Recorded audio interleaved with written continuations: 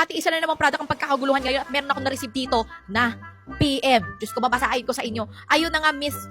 Mahal ko kasi pero amoy jutot ang bunganga.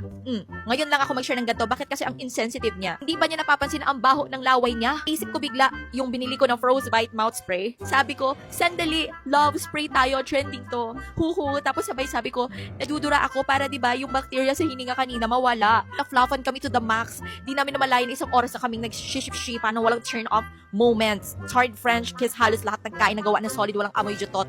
Na-search yung ingredients niya, the best siya. Sisika to kasi sa amin, sobrang effective. Ate mo!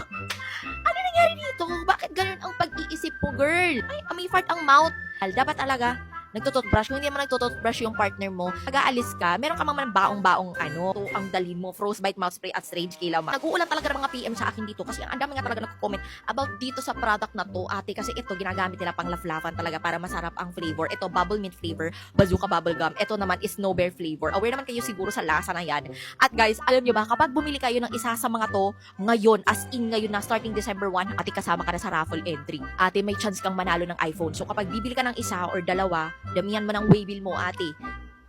Matik, ando na yung pangalan mo. Makukuha mo yung raffle ticket. Sabihan mo kung wala kang raffle ticket kasi padadalan ka ng raffle ticket number.